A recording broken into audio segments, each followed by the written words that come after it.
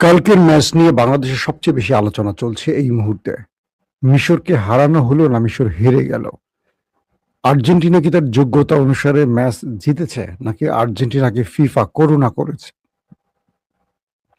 Social মিডিয়াতে সর্বাধিক এই বিষয়গুলো এখন আলোচনায় আসছে, যদিও আন্তর্জাতিক গণমাধ্যম, স্পোর্টস গণমাধ্যম কিংবা বাংলাদেশের কোনো খেলোয়াড়রা এটা নিয়ে বিতর্ক সৃষ্টি করছে না, যারা খেলা বোঝে। কিন্তু আমরা নিজেরা অনেকগুলো বিতর্ক সৃষ্টি করছি।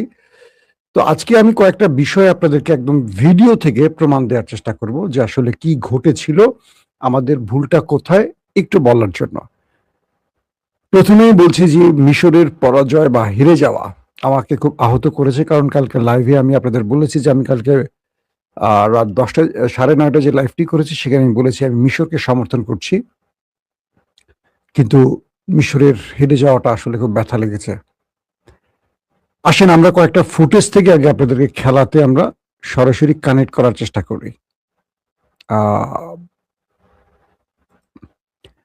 যে প্রথম বিতর্কটি তৈরি হয়েছিল যে মিশরের যে খেলোয়াড় সালেহ, তাকে ফাউল করা হলো ডিবক্সের ভেতরে, এইটাকে কেন প্লান্টিক দেয়া হলো না, তাই তো?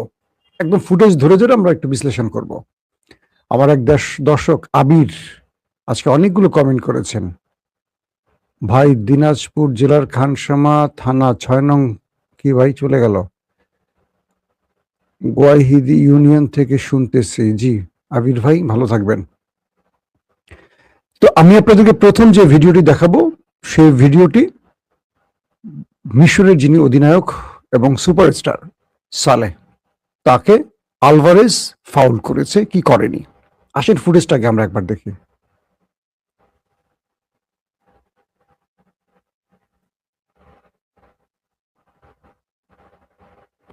ফুটেজটিকে আপনারা দেখেছেন, আবার দেখেন, একদম ক্লিয়ার দেখতে পাচ্ছেন সালের ডিভক্সে ঢুকছে, আলভারেজ তাকে বাধা দিচ্ছে, কিন্তু বৈধভাবে বাধা দিচ্ছে। খেয়াল করবেন, মানে ফুটবলের ভাষা বা নিয়ম অনুসারে আলভারেজ তার কোনো শরীরে টাচ করছে না, সরাসরি বলটাকে প্রেস করে নিয়ে গেছে। আপনারা দেখছেন স্ক্রিনে সরাসরি বলটা আলভারেজ তার পা থেকে নিয়ে গেছে, তার মানে বলটা আর সালের পায়ে নেই। দেখেন এই যে পায়ের ফাঁক দিয়ে বলটা বেরিয়ে গেছে। যখন বলটা বেরিয়ে গেছে, দুই প্লেয়ারের ঠিক মাথার থুতনিটা, মাথার সামনের অংশটা একই জায়গায় আটকে গেছে। দেখেন বলটা কিন্তু সালের গ্রিপের বাইরে চলে গেছে। এই যে আবার দেখেন, এই আলভারেজ যখন মানে বলটা বের করে দিল সালের পায়ের মাঝখান দিয়ে, তিনি মুভ করবেন, ঠিক সালেও তার শরীরের ভারসাম্য রাখতে পারেনি, কারণ সে দূর থেকে বলটা টেনে আনার পর একটা জায়গা যখন বাধার মুখে পড়বে তখন তার গতি স্পিড তাকে বিট্রে করবে, স্বাভাবিক, এবং তার পাটা সামনে গিয়ে মাটিতে আটকে যায় এবং আলভারেজের পাটা তার মাটির সাথে একসাথে আটকায়। তারপর সালে পড়ে যায় আর আলভারেজ বলটাকে সেখান থেকে নিয়ে বের হয়ে যায়। আবার দেখেন, আমি এটাকে আপনাদের আরেকটা অ্যাঙ্গেলে দেখানোর চেষ্টা করি, তাহলে বুঝবেন।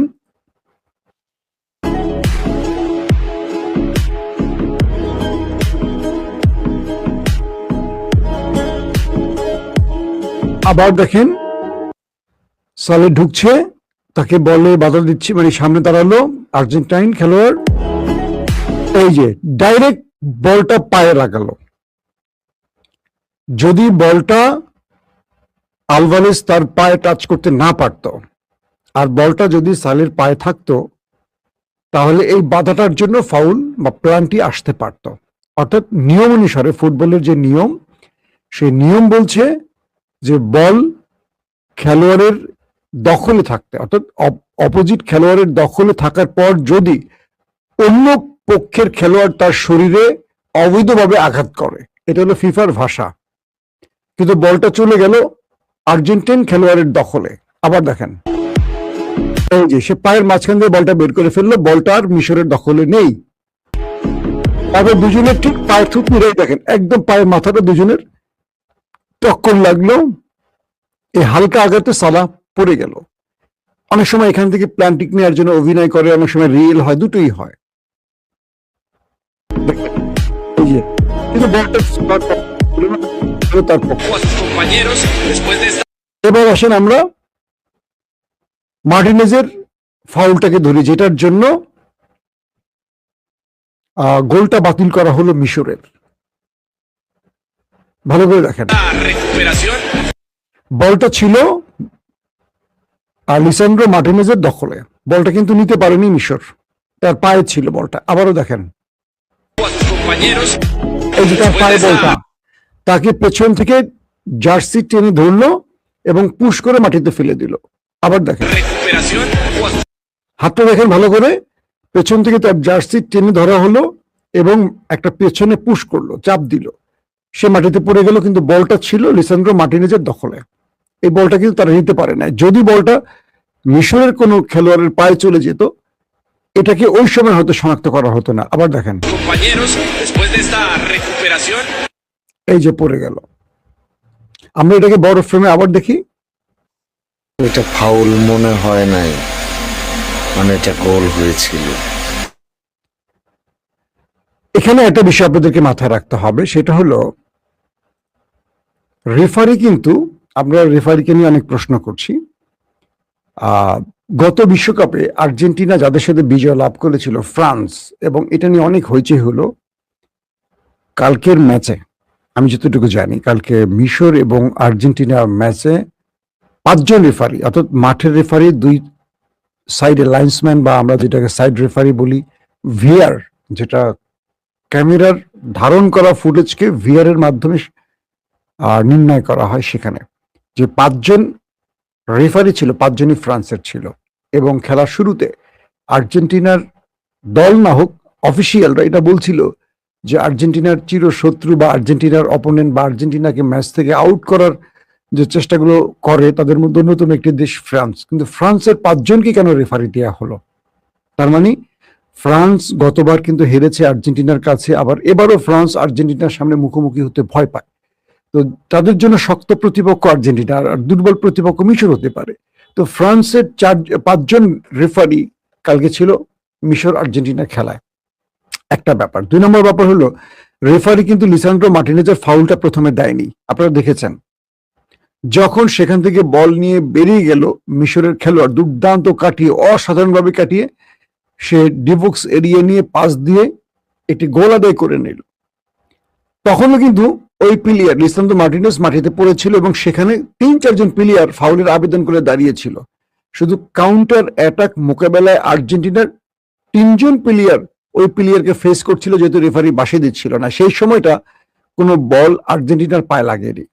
এটাও একটা ফিফার নিয়ম অনুসারে, যে বলটাকে যদি আর্জেন্টিনা প্রেস করে নিয়ে নিত, আবার আর্জেন্টিনার কাছ থেকে নিয়ে যেত মিশর, তাহলে এই ফাউলটা বাতিল হয়ে যেত। যেহেতু আর্জেন্টিনা বলটাকে আর নিতে পারেনি তাদের দখলে, এককভাবে ওরাই নিয়ে গেছে, মানে মিশর টেনে নিয়ে গোলটা দিয়ে দিয়েছে। আর লিসান্ড্রো মার্টিনেজের ফাউলটাকে যখন ভিআর পদ্ধতিতে, অর্থাৎ মিশর গোলটা উদযাপন যখন করছিল, তখন অপোজিট থেকে আর্জেন্টিনা ওই যে মার্টিনেজকে ফাউল করা হলো, এটার আবেদন করে কিন্তু তার দাঁড়িয়েছিল। এবং মেসি, অধিনায়ক মেসি, যখন রেফারিকে বলল, তখন মানে রেফারি কিন্তু ভিআরে চলে গেল। রেফারি সরাসরি সিদ্ধান্ত দেয়নি যে রেফারিকে আমরা বলবো, ভিআরে এই ফুটেজটাকে বারবার চেক করা হলো এবং চেক করার পর পুরো টিম, অর্থাৎ রেফারির যে টিম, একজন না, পুরো ফ্রান্সের টিম, মনে করেন 5 জনই তো ফ্রান্সের, তারা দেখলো যে এখানে যদি কোনো কারণে ফাউল না দেওয়া হয়, এটা আরো বড় বিতর্ক ছড়াবে। কারণ একজন প্লেয়ারের পায়ে বল, তাকে টেনে ধরা হলো গেঞ্জি, তাকে পুশ করে ফেলে দেওয়া হলো, ক্লিয়ার দেখা যাচ্ছে, বাধ্য এটা দিল। আসেন এবার আমরা মেসির গোলটা নিয়ে একটু কথা বলি। আপনাদেরকে এই ব্যাপারে কোনো প্রশ্ন থাকলে আমাকে অবশ্যই করবেন। আমরা আরেকটা অ্যাঙ্গেল থেকে দেখি ফুটেজটা।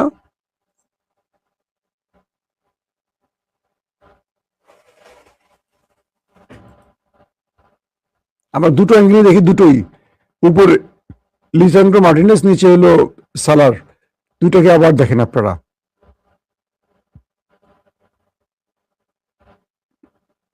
আসেন, এখানে আসলে দুটো বিষয় আবার আসতে হবে আলোচনা। একটা হলো, মুসলিম দেশগুলোর সাথে ফিফা অন্যায় আচরণ আজকে নতুন না করে, এটাতে কেউ দ্বিতীয় মানে দ্বিমত নেই।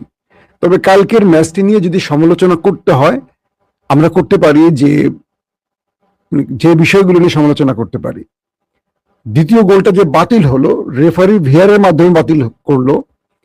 এখানে রেফারির আমি কোনো পক্ষপাতিত্ব দেখছি না, কারণ রেফারি কিন্তু ভিআর না, ভিআর থার্ড আম্পায়ার, কম্পিউটারের মধ্যে থার্ড আম্পায়ার।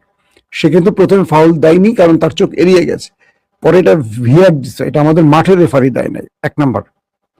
2 নম্বর কথা হলো যে আর্জেন্টিনা যে ফাউল প্লান্টিটা পেল, মেসি গোল দিতে পারলো না, এরপর পুরো খেলাটা মেসির উপর চেপে বসে এবং পুরো দায়টা মেসির ঘাড়ে চলে আসে। একজন গ্রেটেস্ট প্লেয়ার, একজন বিশ্ব তারকা, সর্বকালের শ্রেষ্ঠ খেলোয়াড়, তিনি তার বিদায়টা নেবেন দলের পরাজয়ের সাক্ষী হয়ে বা দলের পরাজয়ের প্রধান ব্যক্তি হয়ে। বিষয়টা ওখানে গিয়ে থেমে গিয়েছিল। অর্থাৎ মেসির প্ল্যান্টি মিসটা সারা জীবন মেসিকে কুকরে কুকরে খেত, কারণ তার দলটা কালকে মিশরের মতো একটি দলের সাথে হেরে বিদায় নিচ্ছিল, আর সেই ম্যাচে মেসি মাঠে ছিল এবং মেসি তার গোল মিস করেছে। এই শব্দটি মেসিকে সারা জীবন পড়াতো, এবং মেসি তো এবার বিদায় নিবে কনফার্ম, বোঝাই যাচ্ছে। দেখেন, মানে সবচেয়ে ইন্টারেস্টিং ব্যাপার হলো এখানে মিশরের বেশ কিছু দোষ ছিল। মিশর প্রায় 90 মিনিট খেলাটা ধরে রাখলো, যদিও বল পাসিং বা বল দখল আর্জেন্টিনার বেশি ছিল, কিন্তু আর্জেন্টিনা মেসিকে পুরো গ্রিপে আটকে রেখেছিল। কে? মিশর।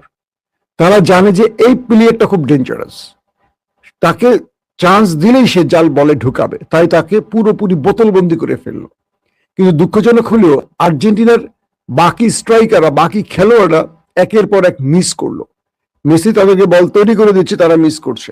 তারা মেসিকে ভালোভাবে পাস দিতে পারছে না। মেসি যে 1, 2, 3rd পজিশনের টাচগুলোতে খেলে, দেখা যায় মেসি একটা বল দিয়ে ডিবক্সে ঢুকে যায়, 3-4 জন প্লেয়ার টাচ করে আবার মেসিকে ফেরত দেয়। এই খেলাগুলো আর্জেন্টিনা মেসির সাথে খেলতে পারছে না, যেটা বার্সেলোনা খেলতে পারতো। পাশাপাশি মেসিকে এমন ভাবে বোতলবন্দি করে মিশর, এটা তার খুবই অসাধারণ ডিফেন্স আমরা দেখলাম। মিশর সুযোগই দিচ্ছিল না, মেসি বেরিয়ে হতে পারছিল না। কিন্তু মাথায় রাখতে হবে, ব্যক্তিটার নাম মেসি। এই পৃথিবীর, মানে স্টিল এই পৃথিবীর সবচেয়ে ভয়ঙ্কর কোচরা, সবচেয়ে ভয়ঙ্কর ডিফেন্ডাররা মেসিকে আটকে রাখতে পারেনি এই পৃথিবীর। এবং সবাইকে ফাঁকি দিয়ে সে বিশ্ব তারকা, বিশ্ব সেরা, একবার না একাধিকবার সব মঞ্চে তার জয় আছে, বিশ্বকাপ মঞ্চে তার জয় আছে। এমন একজন ব্যক্তি মেসি। তো তাকে যদি আপনি 30 সেকেন্ডের জন্য ছেড়ে দেন, ভুল হবে। আসেন একটা গোল দেখি আমরা, এই গোলটা না দেখলে আসলে হবে না। Otro centro de Messi. Ahí está. Si la toca atrás puede ser, la tocó Messi. ¡Va!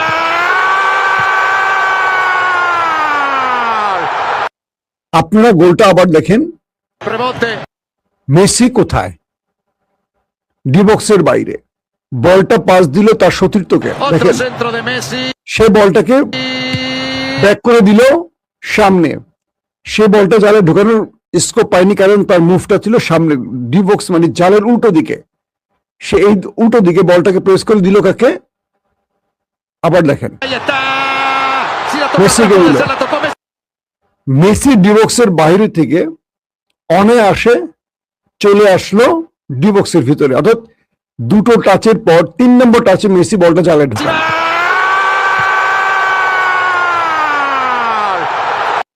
বিষয়টা হলো যে এখানে মিশর যখন মেসি বলটা পাস দিল, মেসিকে ছেড়ে দিল, একটা প্লেয়ার মেসিকে আগলে রাখলো। আবার দেখেন আপনারা, Rebote. Otro centro de Messi. Ahí está. কিন্তু ওরা বুঝে ওঠে নাই যে মেসি ব্যাক করতে পারে আবার। মানে সে মাঠে আছে, এটা মনে রাখতে মানে মনে রাখা খুব জরুরি ছিল মিশরের, যে সে মাঠে আছে। মানে মেসি মাঠে থাকলে কি হতে পারে কালকে প্রমাণ পেয়েছেন আপনারা। আর্জেন্টিনার এবার যে দলটি খুব দুর্বল লাগছে, সব বড় তারকা কিন্তু দুর্বল লাগছে, তাদের ডিফেন্স খুবই উইক লাগছে, মাঝমাঠ নেই বললেই চলে। বল কাউন্টার অ্যাটাকে এক টানে গোল খেতে চলে যাচ্ছে, গোলে চলে যাচ্ছে।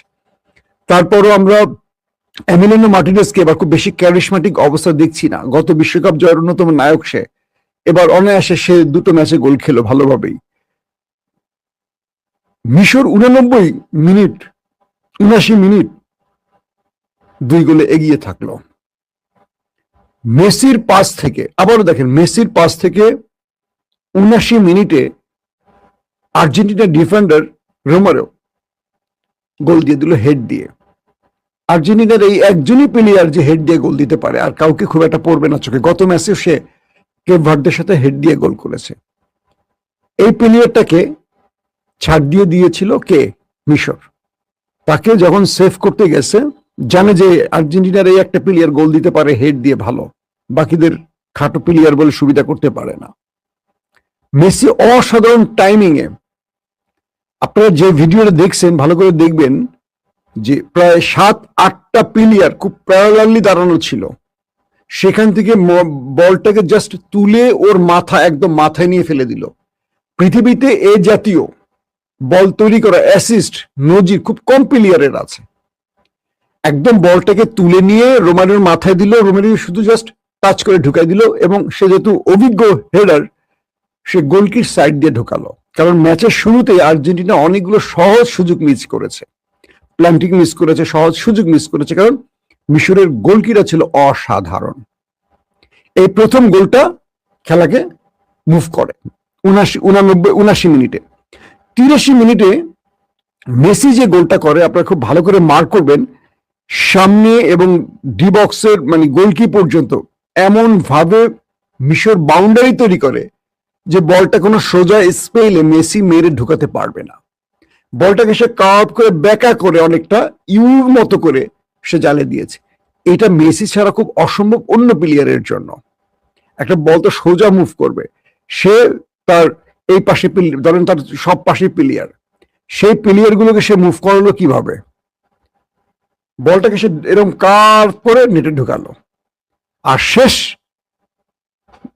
আমাদের লাউতারো মার্টিনেজের বলটা পাস পেল, ফার্নান্দেজ অসাধারণ ফিনিশিং করছে। পুরো ম্যাচে ফার্নান্দেজকে আমার মনে হয়েছে যে গাদার মতো খাটতেছে, কিন্তু কোনো সফল অ্যাটাক করেনি। যে ফার্নান্দেজ এবং আলভারেজ গত বিশ্বকাপ জয়ের অন্যতম কি বলবো ফাইটার ছিল, তরুণ উদীয়মান খেলোয়াড়দের মধ্যে তারা পুরস্কারও পেল। এবার বিশ্বকাপে এই দুজনকে শুধু দৌড়তে দেখছি, আলভারেজকে তো খুঁজেই পাচ্ছি না। তো ফিনিশিংটা এইভাবে হলো। আসুন এখন মিশর এবং আর্জেন্টিনার এই খেলা বিতর্ক কারা ছড়াচ্ছে। আর যে এবার মিশর তাদের একজন খেলোয়াড় বললো যে তাদের সাথে জুলুম করা হয়েছে। একটা দল ভালো খেলছে, গোলটাও তারা দেখেছে, প্রথম রেফারির বাঁশি বাজেনি, সবকিছু মিলে প্রশ্ন উঠবে। এই গোলটা আসলে আর্জেন্টিনার জয়টাকে কিছুটা ম্লান করেছে, মানতেই হবে। তবে একটি বিষয় মনে রাখতে হবে, যদি সেই গোলটাকে ধরা হতো তারপরও মিশর জিতে যায় না, অর্থাৎ 3-3 সমতায় আসে দল। মিশরকে মনে রাখতে হবে মেসিরা যে 3টা গোল দিয়েছে সেই 3টা গোল নিয়ে কিন্তু কোনো বিতর্ক নেই। তাদের একটা গোল হয়নি, ধরে নেন মেসির প্ল্যান্টিকের গোলটা হয়ে গেছে, তখন কি করতেন আপনারা? মেসি তো নর্মালি মিস করার প্লেয়ার না। এই বিশ্বকাপে 2টো প্ল্যান্টি মিস করেছে মেসি।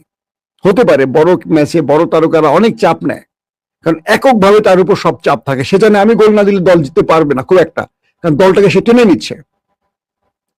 ইকুয়েশনে আসেন, মিশরের যে গোলটা বাতিল হলো, ধরলাম সেই গোলটা বাতিল হলো না, গোলটা টিকে গেল, তাহলে মেসির প্ল্যান্টিটা টিকে গেলে তো সমতা, নাকি মেসিরা এগিয়ে থাকে?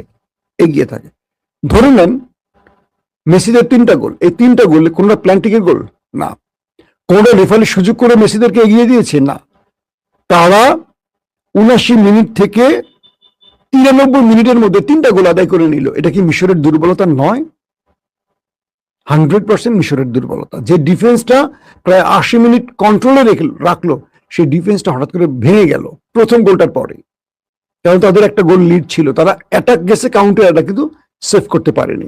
নাম্বার 2, মেসিকে তারা শেষের দিকে ছাড় দিছে, প্রথম দিকে আটকে রেখে ছাড় দেওয়ার ফলটা তারা পেয়েছে। মেসি যখন নিজে গোল দিতে না পারে তখন দুর্দান্ত অ্যাসিস্ট করে, মনে রাখবেন অ্যাসিস্টের জন্য সে বিখ্যাত, সেই অ্যাসিস্ট করে গোল আদায় করে নিল। এখন প্রশ্ন হলো, আপনি যদি বলেন যে এই খেলাটা হারানো হয়েছে, আমি বলবো না এটা হারানো হয়েছে, কারণ মিশর যে 3টা গোল খেয়েছে এই 3টা গোল তাদের ব্যর্থতায় খাইছে। আর তারা 2টো গোল 3টা গোল দিচ্ছে, একটা গোল বাতিল হয়েছে।